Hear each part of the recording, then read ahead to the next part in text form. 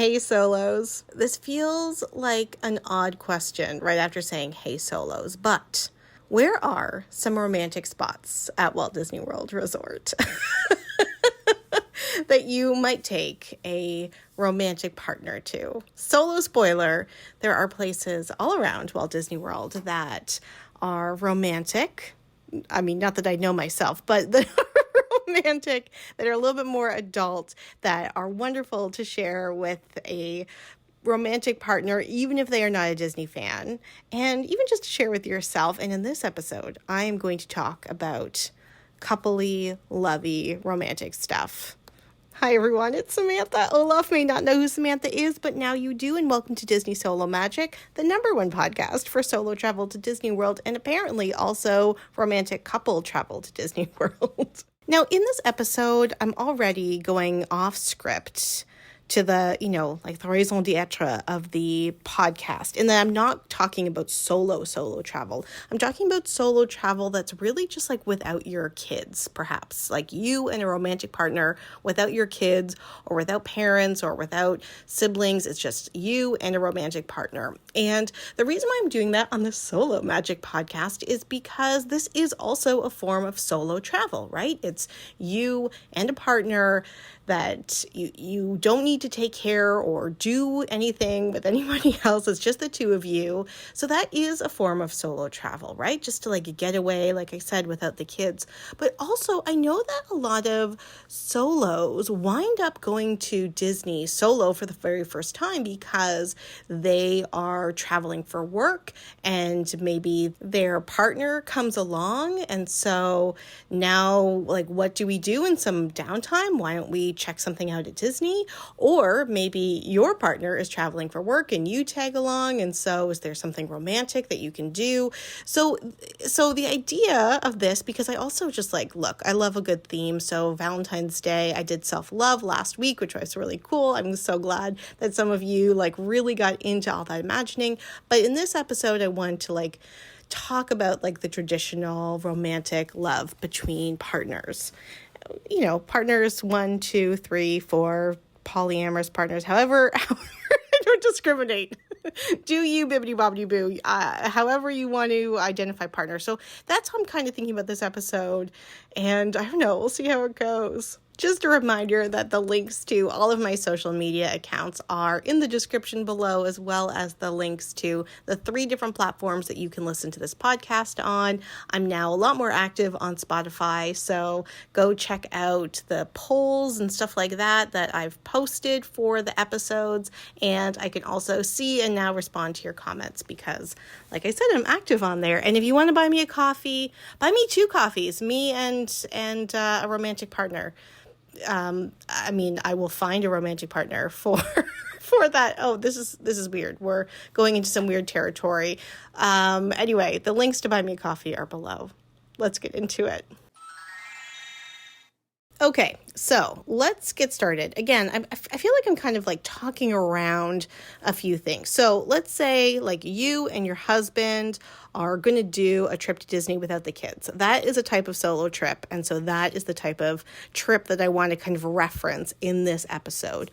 Or let's say your wife is going to a conference in Orlando and you're like, yeah, don't worry, I'll come. I'll stay in that free hotel room. I'll go to Disney during the day. It will be really great. But then you know that you're going to see her later in the evening. What is something that you two could do together that's a little bit more romantic? So that's what this episode is about. Also, like I said, I love a theme. I can't get away from a theme. So Valentine's Day, although we have passed Valentine's Day weekend, is what I'm going to be talking about today. Just so you get very jealous. Do you know what I did for Valentine's Day weekend? I drove 2 hours to go see my 7-year-old nephew play hockey at an arena in the middle of nowhere. So let me tell you, #love is all around. Oh gosh. All right. So let's get into it. So a lot of these suggestions, I have 10 different suggestions for romantic places at Disney World. And the ways that I have interpreted or understood romantic things are things that feel a little bit more adult, that are a little bit more secluded, or that can create a greater sense of like just being in your own little bubble, like a little sense of intimacy, and maybe something that's special and a little bit out of the norm. And I didn't really do this on purpose, but most of the things on this list are actually non-park things. Because again, like I'm thinking about, the conference trips and all that stuff. And also, like maybe your partner is very non-Disney. So to integrate them into the Disney flow without it being all encompassing might be a good strategy as well. Matt Richardson, who I've talked to a few times now on the podcast, he says that his husband is like a Disney adult by marriage. So this is for those Disney adults by marriage. All right, so I have 10 different romantic things, and I'm going to start with the park ones and then move to the non-park ones. Number 1, as a romantic thing, is to watch the fireworks in front of the castle. I can't tell you how many times I've cried in watching those fireworks, but also in just like turning around and seeing other people cry.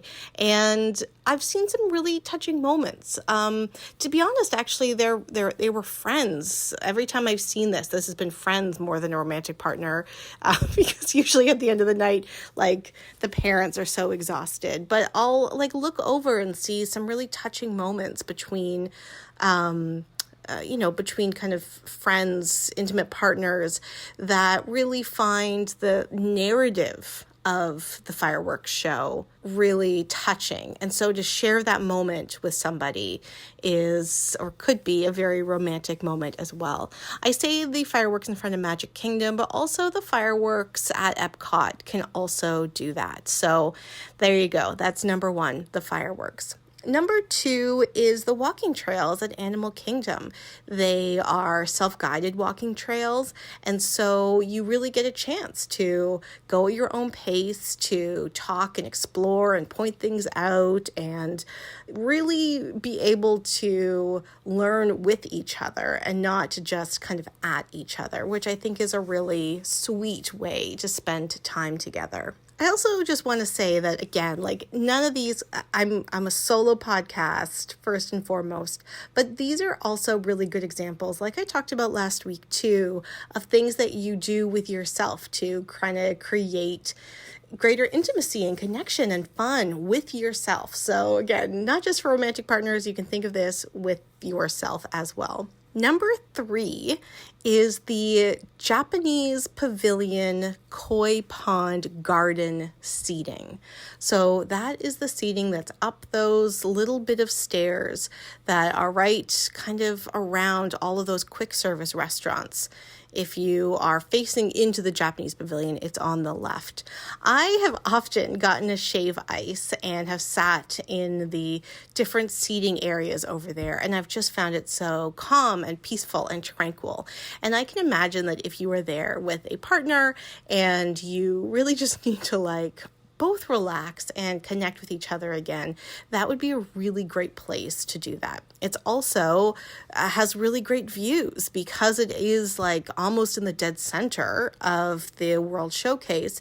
It gives you a chance to kind of sit and relax midway through your walk, but also take a look around about the world making that happens at Epcot and the fact that you can see so many other countries. An honorable mention in Epcot is, I think there's actually a lot of romantic spots if you want to kind of create that sense of romance at Epcot. And so an honorable mention, though, is at the China Pavilion during the sunset. I mean, Epcot has such beautiful, beautiful sunsets, but there's a lot of nice little kind of hidden spots around the China Pavilion that you can like watch the water and look at the ducks and watch the sunset. And that would be a very romantic thing to do as well. Also, I've done all these things by myself. So again, romantic for 2, romantic for 1. Now, I'm just going to move away from the parks for number 4. I couldn't think of anything romantic at Hollywood Studios. Do you know of anything romantic at Hollywood Studios? Like, as I talked about on the podcast many times, I don't really feel a lot of great connection. Like, I just think, I mean, every time, I've said this a million times, going down Sunset Boulevard, Hollywood Boulevard, like listening to that music, I immediately think of my grandmother who has passed and like her going dancing. She was a 17-year-old that went dancing all the time before she got pregnant with my mom. And like, so I think of it actually with this like really fun, with this really fun energy, but I don't know if other people associate with that. So I don't know if that's romantic for other people. So let me know if there's something romantic at Hollywood Studios and I will give that a shout out. But let's head over to the resorts and some of the romantic things at the resorts. So there are a lot of really delicious signature restaurants all over Disney World, and there's multiple signature dining experiences at the Grand Floridian, the most expensive fancy hotel at Disney World. But I actually think that the most romantic restaurant at Grand Floridian, I'm not going to put Victoria and Albert's, the super expensive restaurant, in because, I mean, that's, out of most people. I mean, of course, that's a romantic destination, but you're not going to do that on every trip. But what I wanted to recommend now as number 4 is Narcoossee's restaurant. And that's the restaurant that is by the water. Even though I've dined at Citricos and I've eaten at Enchanted Rose, I actually find Narcoossee's the most romantic because it's on the water, it's a little bit more quiet, and in my experience, there are fewer kids. And also, I just think that anything on the water is extra romantic. Do you? Is that, as I was saying that, I realized, is that like a universal thing? Or is that just a me thing? I don't mean Universal Studios. I just mean, So anyway, let me know. I think Narcoossee's, and I've had a delicious meal there. I had a shrimp sausage that I've mentioned on this podcast at least a half a dozen times. So there you go. For number 5, it's also a pretty traditional one, which is California Grill on the top of the Contemporary Resort. It is one of the OG restaurants. Speaking of grandmothers, like my grandparents definitely dined there, even though anyway, there aren't any memories in my family of my grandparents going to Walt Disney World, but there are those pictures. So they definitely would have eaten there because that's where the grown-ups ate back in the day. So California Grill, it has a really sophisticated menu. It has beautiful views. It definitely feels like a more adult type of experience. You can see the fireworks. It's a very romantic restaurant. However, the bonus tip to this is that even though there is a platform to be able to watch the fireworks if you have a dining reservation, there is another platform that you can get to if you walk on the outside of the Contemporary Resort, which is completely allowed. And so if you go up that other stairway, which I haven't done, but is definitely on my list to check out this year, you can go and see the fireworks from that other platform. It just won't be quite as romantic because you'll be out of breath after having to walk up from the 4th floor. So the California Grill, generally, the view from the California Grill, all of that I think is pretty romantic. But again, that is probably not a surprise.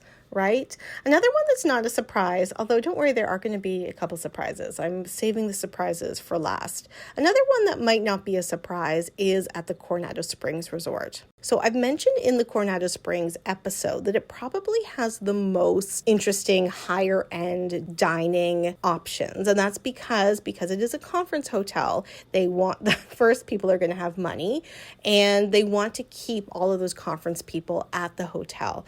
And I definitely recommend you go to the Coronado and check out all of their different dining options because they are very delicious, even though you can't eat at any of them in the middle of the day.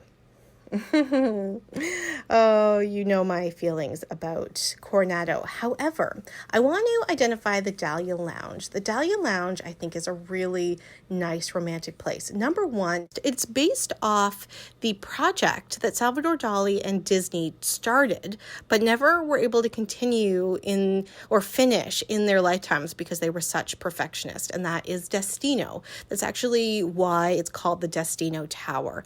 Destino is this surrealist short short animated film, and it plays in the Dahlia Lounge. The woman in the film is Dahlia. And so the fact that the actual lounge is based on this romantic story is in itself very romantic.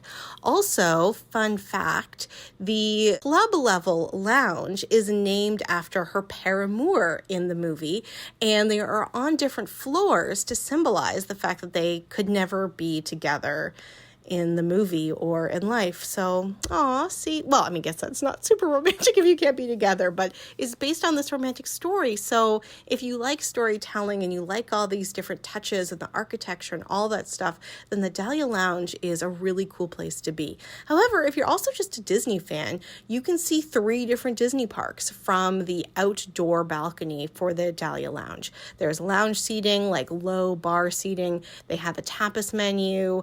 I don't drink, so I can't comment on the drinks, but I'm pretty sure that they would be pretty nice higher end drinks. So definitely go check that out. And I actually think that all of the restaurants at the Coronado, maybe not the sports bar, would be pretty romantic. There's the Three Bridges bar that's right in the middle of the water that also has some nice outdoor seating. And then right beside the Dahlia Lounge is a tapas bar. And there's some beautiful artwork in there, so you can go check that out. And just even walking around Coronado, it's a big circle, can be quite romantic. So I think that's a great place to go if you want to create some romance during your trip. Okay, number 7 might be a surprise, and that is Trader Sam's Tiki Bar at the Polynesian Resort. So Trader Sam's Tiki Bar is a tiki bar at the Polynesian that isn't like, quote, well promoted. Like, it's supposed to have a secret door, but I mean, it's very easy to find. And if you ask anyone, they'll show you where it is. But the actual bar itself is dark and tacky and, very tiki and very kitsch and like very cool and very fun. And I think that's kind of a romantic thing to do, to do something fun, to do something different, to do something kind of kitschy. And you don't need to go to the park. So if after a long day of conferencing, you're like, let's go to a tiki bar and like sit in this dark bar that has like a fake thunderstorm every 20 or 30 minutes, like that's pretty fun. Plus, you can also, at the end of the night, walk along the beach at the Polynesian. And you used to be able to walk along the beach from the Grand Floridian to the Polynesian, but that was closed for the last couple of years because they were building the new tower.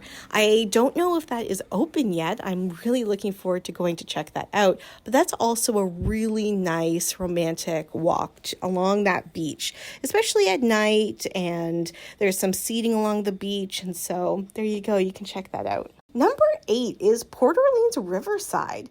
Like, I think just walking around Port Orleans Riverside is a romantic activity to do, especially in the evening. There is just beautiful big trees. It feels very immersive.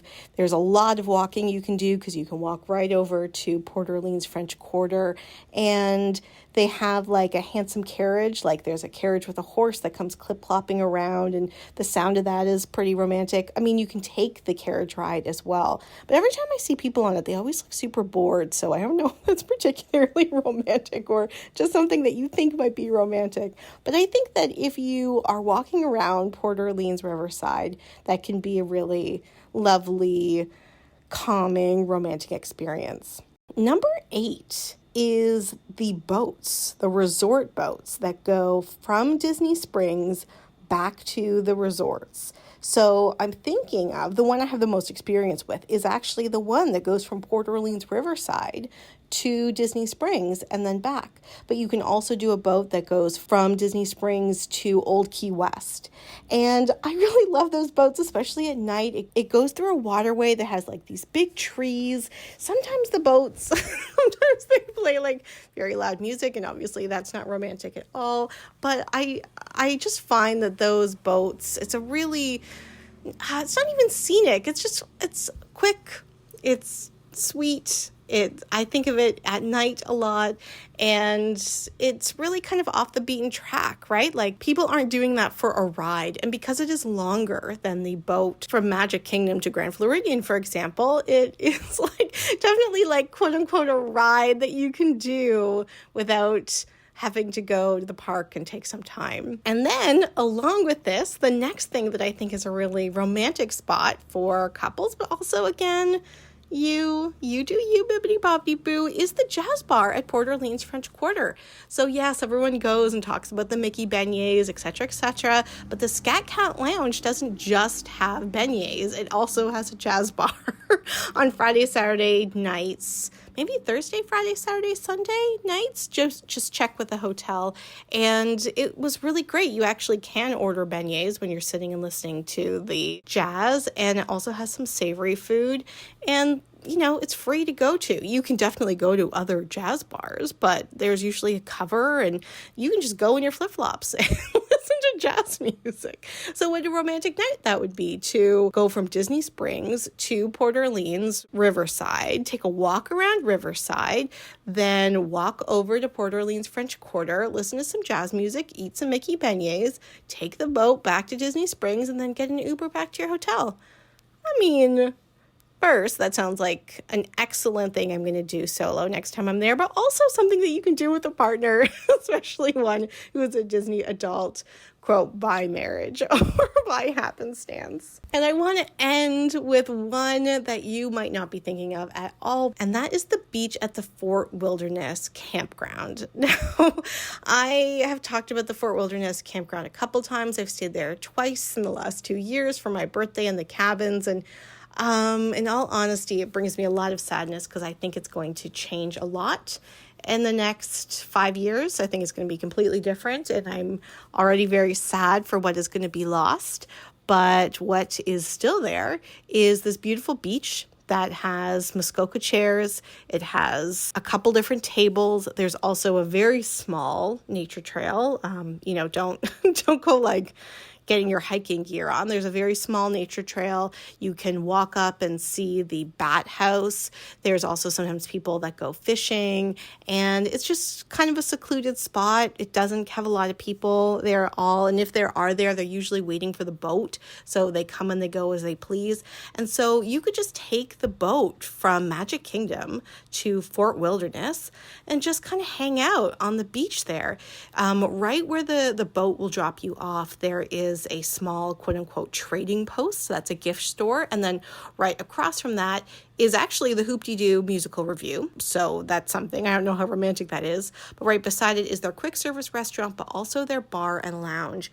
And that bar and lounge has some delicious, delicious food. Maybe drinks as well. I'm sorry I can't comment on those, but I'm sure they're very good. But you could go to Crockett's Tavern. You could get some fried green tomato sliders. I would recommend those. They are delicious. You can get them to go. You can then walk to the beach and you can eat your sliders and you can see the fireworks from there too. So there you go. It's a lovely romantic thing. So there's 10 different things with a couple bonuses popped in there that you could do if you are going to be there with a romantic partner. And if you're not going to be there with a romantic partner, that's cool. That's excellent. No problem. Those are also just really wonderful, thoughtful, kind of hidden, out of the way spots that you might really enjoy the next time that you go as well. Like in the last episode, I talked about planning, a date for yourself, a self-love date. And again, thank you so much for all of your sharing some of the suggestions that you have. And I really wanted to focus on what a date night that's kind of Disney solo magic themed might look like at home. We can talk about the parks. Of course. We're always going to talk about the parks, but how can you bring some of that to your Valentine's Day weekend if you are going to be celebrating it by yourself? So in this episode, I really want to talk about some kind of special places in the parks. And so maybe if you aren't going with a romantic partner, if after last episode you were like, oh yeah, you know what? I want to do a little date for myself as well when I'm at the parks next time, then maybe these spots are some good places for you to start. So I'm going to summarize them, maybe not in order, but maybe in order. Okay, number 1 is watching the fireworks. Number 2 are the walking trails at Animal Kingdom. Number 3 is so many of the different places at Epcot, but especially the koi garden pond at the Japan Pavilion in Epcot. Then there are signature restaurants at the fancy hotels, but something like Narcoossee's on the water is A little less enticing for children, but also has a more atmospheric kind of experience than something like Citrico's, which is delicious for sure, but it definitely isn't as intimate as Narcoossee's is.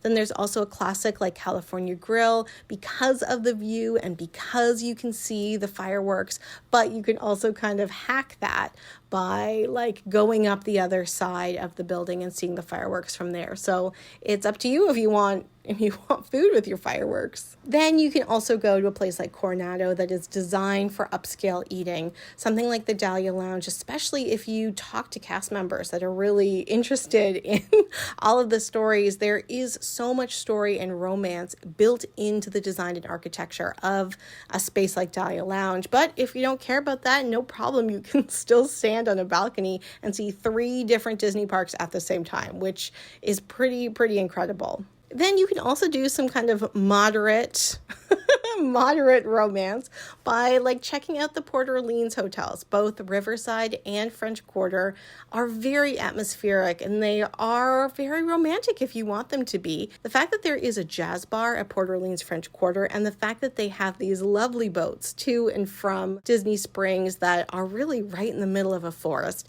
make the whole experience of all of those really quite romantic. Then you can also take romance in a kind of fun direction by checking out the Trader Sam's Tiki Bar. And like, look, if you're going by yourself, it's not like it is a super romantic thing. It's also very communal seating. So you might meet some people there, and that is always fun. You might also find my credit card that I lost there 3 years ago. That's a different story that I blame on the Swan and Dolphin Hotel. Anyway, and then there is that beach at the Fort Wilderness, and Fort Wilderness is such a special place, and I would definitely recommend you go and check it out and walk around, go to Crockett's Tavern, get some food, sit on the beach, the white sand beach, go for a walk, see the bat house, and there's actually, if you go to the end of the beach, so if you walk to the end of the beach, the furthest away from Magic Kingdom, it's not very far at all. It's less than half a mile. You will see a fence, and it's a fence that blocks you from going into the water, and there is a waterway there that kind of separates the land that is not touched with the land that is Fort Wilderness, and the bat house is there, and it's very cool. I wish there was more. I wish there were a lot more trails, but that's neither here nor there. If you stand at that very end of the beach and you kind of look again opposite to Magic Kingdom, you're going to see a old cabin in the woods, and you're going to be like, why is that an old cabin there? Just like some ye old bayou person live there? And like, if they do, why hasn't Disney politely asked them to leave? Like, what is this perfectly looking old cabin doing there? And I've asked a few people and I've never gotten an answer. But the last time I was there, Solos, I got an answer. And that's why you really need to be persistent in your questions and persistent in researching. So back in the 80s, Hulk Hogan filmed a TV show using the Disney Resort as the set. So the whole show was to take place in like an imaginary Florida, but rather than build an imaginary Florida, they were just going to film at Disney World. So the woman who was telling me this story, she was one of the captains on the boats. She was saying that they would film a lot at the Grand Floridian, and they would have to stop the boats from like taking guests to and from the parks for like 15-20 minutes at a time while they filmed a scene. She's like, it was terrible. Everything about it was terrible. And also, needless to say, the show did not do well. Like, nobody has ever heard of this show. So she said that in one of the episodes, they needed an old cabin that, was like a cabin of some lone person, like out in the wilderness that Hulk Hogan, I don't know, gets something from, beats up, I don't know, whatever. So they built this cabin in a place that they could film around. And that cabin, nobody touched it. It's still there. It's just still sitting there. And so that's why it looks like a perfectly old cabin. It really reminds me, I used to live in a neighborhood in Toronto, and Toronto does a lot of filming, and the neighborhood was low income. There was definitely a lot of homeless people in the neighborhood, but whatever. So one time though, I was walking through this little park that sometimes has people that didn't have homes, and there were a lot more homeless people than normal, and they all looked very clean despite them looking very dirty, if that makes any sense at all. And I was like, what is happening here? This just doesn't feel right. Like, I often will think of like Mr. Rogers, like, who are the people in your neighborhood? And so sometimes the people in my neighborhood are people without homes, but I'm like, these people don't seem to belong in my neighborhood. And then I turn around, I go around the corner from the park, and there's a makeup trailer there because they are filming a show. And so the reason why there are all these homeless people that look very dirty but very clean is because there's makeup making them look very dirty, because they are all just extras for this TV show they were filming. And so the cabin in the woods kind of looks like that. It's like a perfectly preserved cabin, but also, if you were going to be that preserved and old, why would you still be standing upright? You know what I mean? I hope you enjoyed that tangent, but I also hope you enjoyed this episode and got some really good suggestions for romantic, thoughtful places to go check out next time you're dragging a partner there, or next time you were the partner that is dragged there, or next time you're there solo and you just want to have a slightly cool thing to explore when you're there. All right, until next time, bye. Hey solos, it's Samantha. I hope you liked this episode and all the episodes of Disney Solo Magic, the #1 and I think only podcast for solo travel to Disney World. Help me make this podcast even bigger. Please make sure you rate, review, subscribe on Apple, Spotify, and on YouTube. You can do all three. That's really great. It's also really, really great to connect with you, and you can connect with me on Instagram, Facebook, and Threads. Instagram is the best way to get in touch with me. And if you want to support the podcast even more and keep it ad-free, you can buy me a coffee. You can go to buymeacoffee.com/Disney_solo_magic. And for the low price of $3 American, which is about $5 Canadian, and it's hard to even find a coffee at that price these days, you can support me and the podcast and help keep me caffeinated for a week ahead of content creation and editing. Thank you all so much for listening. It is just wonderful to build this community, and I can't wait to create more content for you. Bye.